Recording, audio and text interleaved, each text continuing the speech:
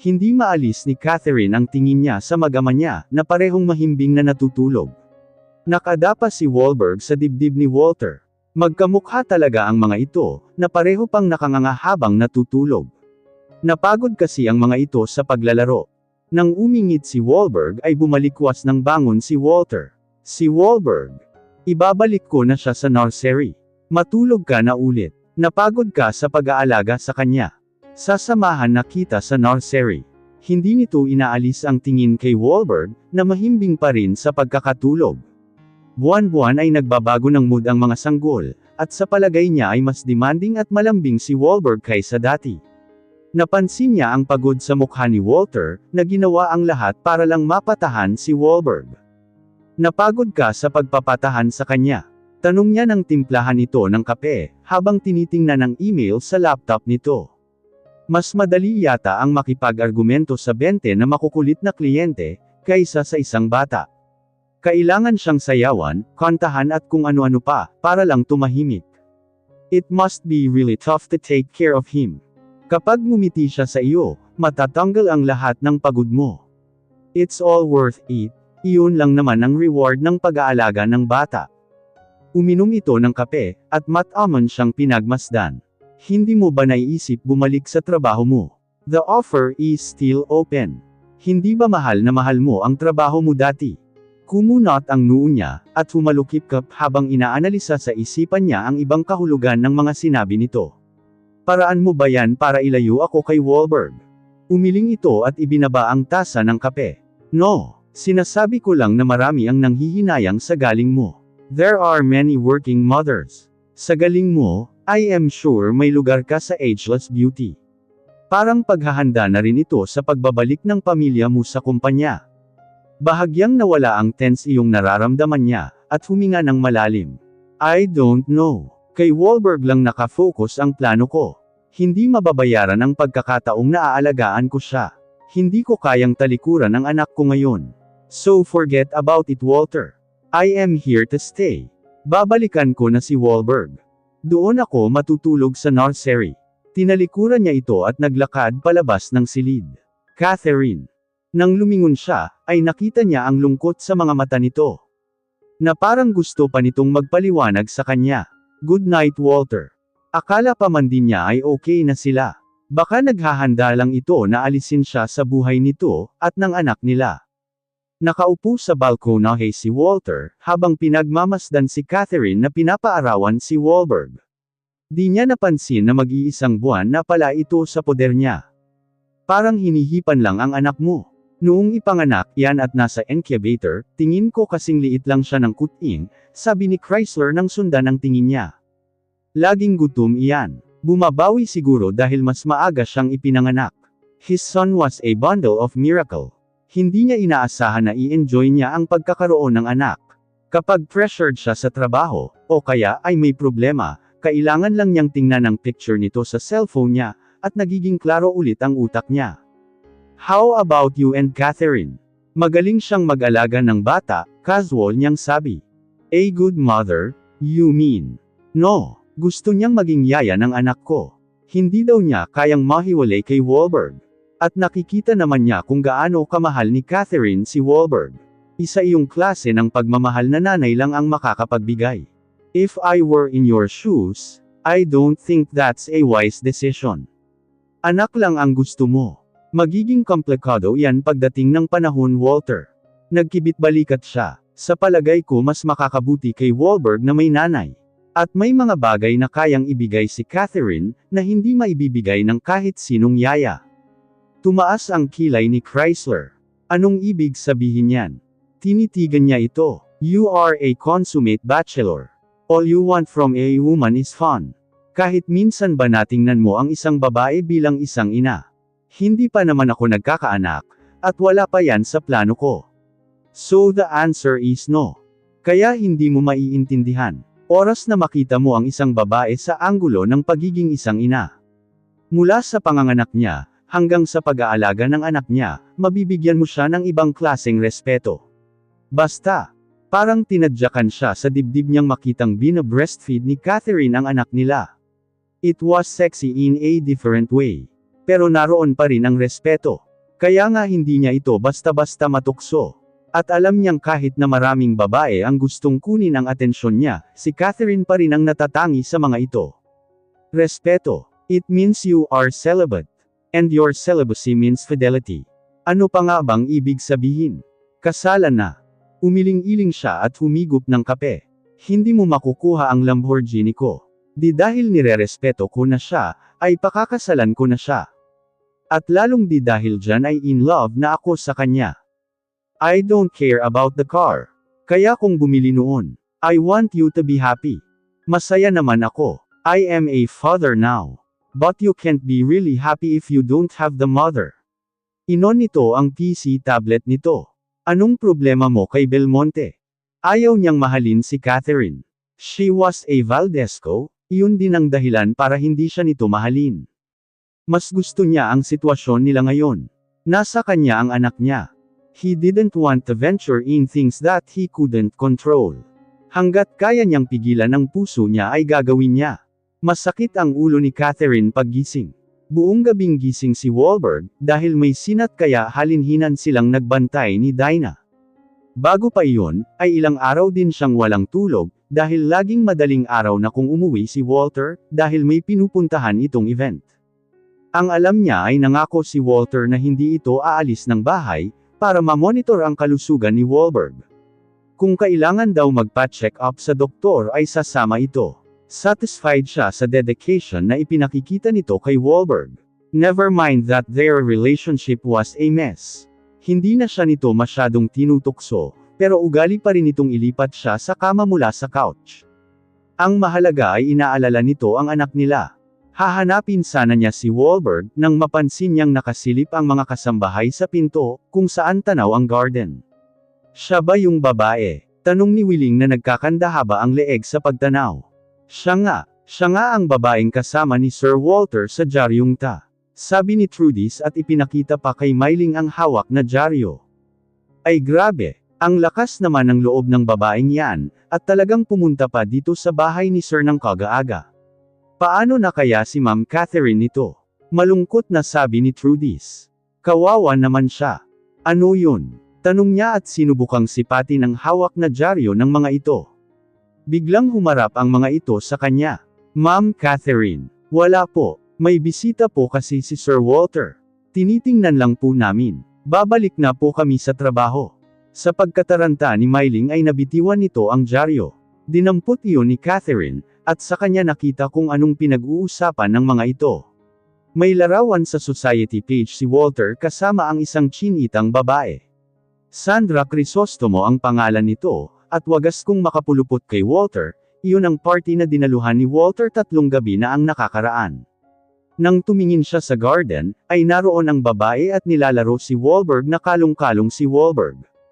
Walter, you are as handsome as your son, narinig niyang sabi ni Sandra. Baby, you can call me mommy if you want. I am always here for you. Napatadyas siya. The nerve of the woman.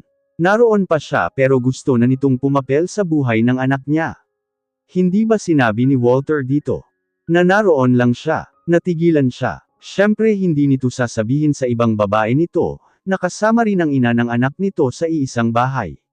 As far as Walter was concerned, she was out of the picture. She was just a nanny and his woman. Pero dahil di naman ito ini-insist na gampanan niya ang huli, ibig sabihin ay yaya lang ng anak nito ang tingin nito sa kanya. Of course, he would take his needs elsewhere. Pero parang malaking sampal naman yata sa kanya, kung pati sa harap ng anak niya, ay ipaparada nito ang babae nito. Hindi niya ito matatanggap. Hindi na niya natagalan ang eksena, at tahimik na nagtungo sa kusina. Doon na lang siya kumain ng agahan. Nagkasya na siya sa oatmeal cookies na nakastock doon. Maya-maya pa ay pumunta si Walter sa kusina, at kumunat ang noo nang makita ang kinakain niya. Diet? Tanong nito. Binitbit niya ang bote ng oatmeal cookies, at lumabas ng kusina. Sa ibang parte ng bahay na lang siya kakain kung saan wala ito. Nagpaluto ako ng chicken tocino. Sabi ni Manang Sabel, iyon ang paborito mo. Manghihina ka kung oatmeal cookies mo lang ang kakainin mo. Join me for breakfast. Walang ngiti niya itong hinarap. Anong nangyari sa babaeng kasama mo kani-kanina lang? Iniwan ka na agad. Bumalik na siya sa opisina. Tumaas ang kilay niya. Sayang naman. Mukhang nag-e-enjoy siyang magpatawag ng mommy kay Wahlberg. Ganito ba ang plano mo kung sakali? Ipaparade mo ang iba't ibang babae na magpapakilalang tita o mommy sa anak ko, pero walang permanenteng mother figure sa buhay niya. Ito ba ang ideal life na ibibigay mo sa anak ko, na ipinagmamayabang mo sa akin? Nalukot ang mukha nito. Ano bang pinagsasabi mo? That woman. Siya ang babaeng kasama mo sa party noong isang gabi. Naalala mo ba na 3:00 ka na ng madaling araw nang makauwi? Umangat ang gilid ng labi nito. Hinihintay mo pala ako hanggang makauwi ako. Napipilan siya. She and her big mouth. Iniingatan nga niyang malaman nito, na inaantabayanan niya ang pag-uwi nito. Siya mismo ang nagbuko sa sarili niya. Wala naman akong pakialam, kung anong ginagawa mo kasama ang ibang babae sa labas ng bahay na ito. Ayoko lang na bata pa ang anak ko, pero ine-expose mo na siya sa ganitong buhay. Hindi ito ang buhay na pinangarap ko para sa kanya. Catherine, you can be that woman if you want ta. Sabihin mo lang sa akin. I am willing to oblige you. Naningkit ang mata niya. Parang hindi siya nito sineseryoso. Walter, gusto kitang hampasin ng boteng hawak ko ngayon, pero magtitimpi ako para sa anak ko. Sandra is just one of my executives. Kamag-anak siya ni Chrysler, at alam kong gusto niya ako, pero hindi ko siya ine-entertain. Wala kaming ibang relasyon. That picture is just a picture. Wala kang dapat ipagselos. Hindi ako nagseselos. At hindi ko siya in-encourage na isipin na pwede siyang maging mommy ng anak ko.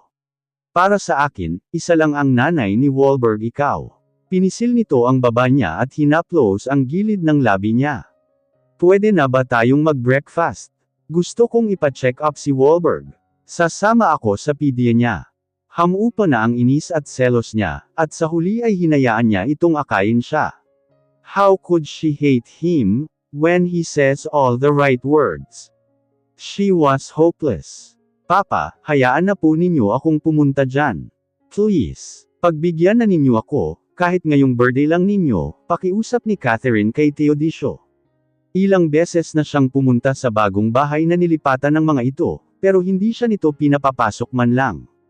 Kahit ang padala niya sa mga ito, ay ibinabalik din sa kanya. Hindi daw tatanggap ang mga ito nang alam na galing sa bulsa ni Walter. Mas gugustuhin daw ng mga ito na mamatay sa gutom. Hindi kita tatanggapin kundi mo kasama ang apo ko. Papa naman, mangiyak-ngiyak niyang wika. Alam naman ninyong hindi pwede. That's final, Catherine. Matatanggap lang kita kung kasama mo ang apo ko. Kung hindi mo siya kasama, huwag ka nang pumunta dito. Tutal matagal mo naman nang pinili ang lalaking yan na inangkin na ang apo ko. Ipinagpalit mo na kami sa kanya. Tahimik na lang siyang umiyak sa sulok ng balkonahe. Matigas talaga ang puso ng ama niya. Hindi naman niya ito masisisi, dahil binigaw niya ito bilang anak. Nadismaya ito sa kanya. Catherine, are you okay? Tanong ni Walter sa kanya. Mabilis niyang pinahid ang luha. Oo, okay lang ako. May kausap ka sa phone kanina. Birthday ni Papa ngayon. Gusto ko sana siyang dalawin pero. You can go if you want ta. Hindi naman kita pipigil ang dalawin ang pamilya mo. Dalhin mo na rin ang kotse, at si Manong Ferdy para ihatid ka. Kinagat niya ang labi niya. Hindi lang kasi iyon. Kumunot ang noo nito. May kailangan ka pa ba? Umiling siya. Wala. Salamat ng marami. Pumunta ka na rin sa opisina. May importante ka pang meeting ngayon, hindi ba? Hindi na lang niya ipipilit ang tungkol sa hiling ng papa niya. Tiyak na pagtatalunan na naman nila iyon. Malinaw sa patakaran nito, na hindi ito papayag na mapalapit si Wahlberg sa pamilya niya, iyon ang parusa nito. Nag-commute na lang si Catherine papunta sa Bulacan. Hindi kalayuan ang bagong bahay na nilipatan ng pamilya niya. Nalaman kasi ng mga ito, na si Walter at hindi si Dante ang may-ari ng farm. Nakahanap ng bagong trabaho si 30 sa kalapit na farm, habang si Serafina ay nagtitinda ng lutong ulam sa harap ng bahay, iyon naman daw ang trabaho nito nang una nitong nakilala ang papa niya. Hindi daw ito natatakot na bumalik sa simpleng buhay, basta huwag lang tumanggap ng kahit ano mula kay Walter. Mommy, Papa, Nandito na po ako, aniya at tumawag mula sa gate. Umalis ka na lang, narinig niyang sigaw ni Teodisio. Sinabi ko na sa iyo na gusto kong makita ang apo ko. Siya ang gusto kong makasama sa birthday ko. Iyon na ang huling narinig niya mula sa loob ng bahay. Kahit si Serafina ay di nag-abalang silipin man lang siya. Kilala niya ang papa niya. Oras na magmatigas ito, at wala siyang magagawa. Mukhang mas mabuting umalis na lang siya. Naglalakad siya papunta sa bungad ng sitio, kung saan may nakaparadang sasakyan nang tumigil ang isang kotse sa tabi niya. Mula sa bintana ng kotse ay sumilip si Vernel. Catherine, ikaw nga. Bumaba ito ng kotse at nilapitan siya. Anong nangyari sa iyo? Saan ka pupunta? Ayaw akong tanggapin nila papa. Gusto ko lang namang dumalaw dahil birthday niya. Kinuha nito ang mga paper bag na dala niya. Sumakay ka na sa kotse. Namumutla ka na. Papunta rin sana ako doon, dahil nga birthday ni Tito Teodisio. Huwag mo na akong intindihin. Pumunta ka na kay papa. Mukhang hindi ka pa kumakain. It's past lunchtime. Wala naman sigurong masama kung magkukwentuhan tayo at kakain. Magkaibigan naman tayo, di ba? Tumungo siya. Kahit iyon man lang ay magawa niya para dito. Sa isang restaurant sila sa tabi ng highway kumain. Hindi nito inaalis ang tingin sa kanya, at may bahid ng lungkot ang mga mata nito. Ano nang nangyari sa iyo? Tanong nito. Naikwento sa akin ni Tita Serafina ang nangyari. Komplikado ang buhay ko ngayon. Pinagdikit niya ang labi niya. Siguro naiintindihan mo kung bakit kinailangan kitang tanggihan dati. Madidismaya ka lang sa akin. Mataas ang tingin sa kanya ni Vernel. Hindi niya alam kung gaano karami ang nalalaman nito, pero nasisiguro niyang anumang paghanga at pagmamahal nito ay nawala na. Ang sabi sa akin ni Tito Teodisio, pinili mo ang ama ng anak mo.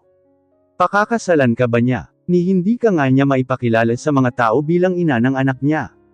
Parang may tumusok na kutsilyo sa dibdib niya sa sinabi nito.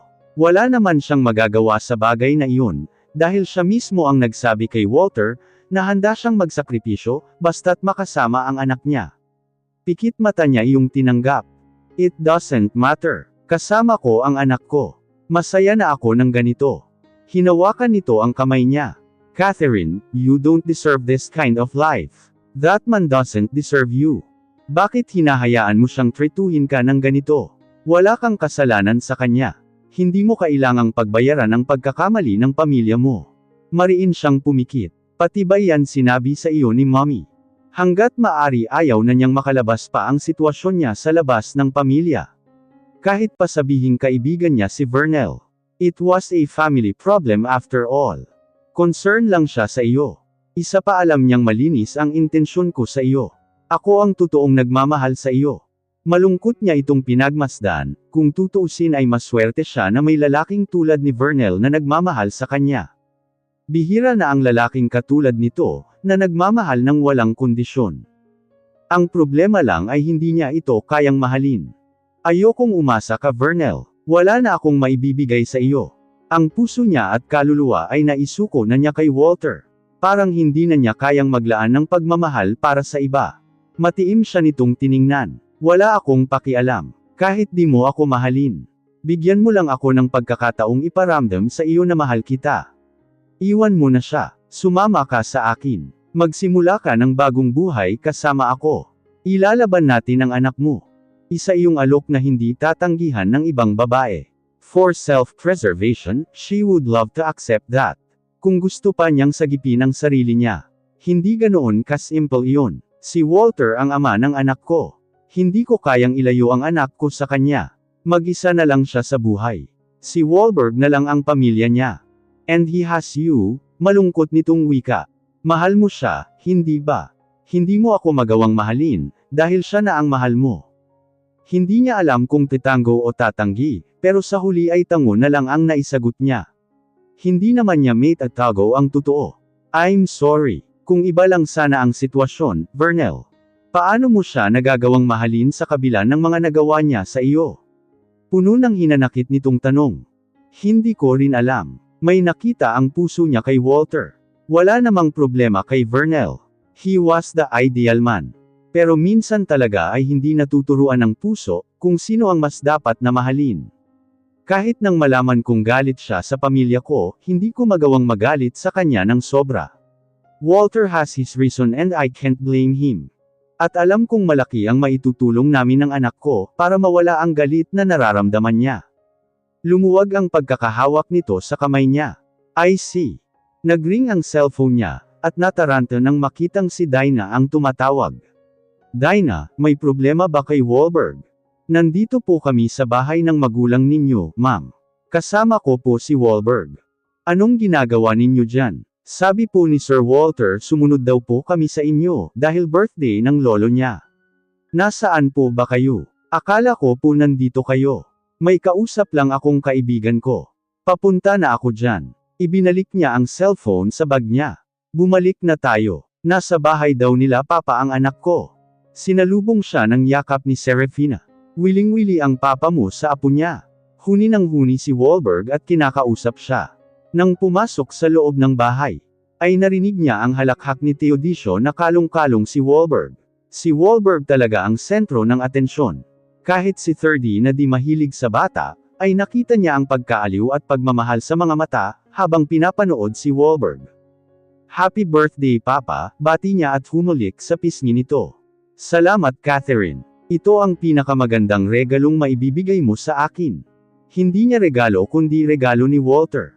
Hindi niya iyon inaasahan. Hindi nga niya sinabi dito ang request ng papa niya, pero kusa nitong ginawa para sa kanya. Nasa gitna ng kasiyahan nang lapitan siya ni Vernel. Naiintindihan ko na kung bakit kahit na nasasaktan ka, hindi mo pa rin maiwan ang ama ng anak mo. Mukhang mabuti siyang lalaki, iyon siguro ang nakita mo sa kanya. Masyado lang siyang nilamon ng galit niya. Nandito lang ako kung kailangan mo ako. Huwag mong kakalimutan na mahal kita. Hihintayin pa rin kita. Kapag pagod ka na sa kanya, nandito pa rin ako. Hindi niya alam kung anong dapat sabihin dito. Pareho lang silang nagmamahal. Pareho nilang ayaw isuko ang taong mahal nila. Pareho lang silang nasasaktan. Sana makatagpo ka rin ng babaeng magpapasaya sa iyo, at magmamahal sa iyo. Kung matatagpuan mo siya, huwag mo na akong hawakan ng mahigpit. Let go. You deserve someone who will really love you. Dahil hanggal ang puso niya. Pangalan lang ni Walter ang isinisigaw.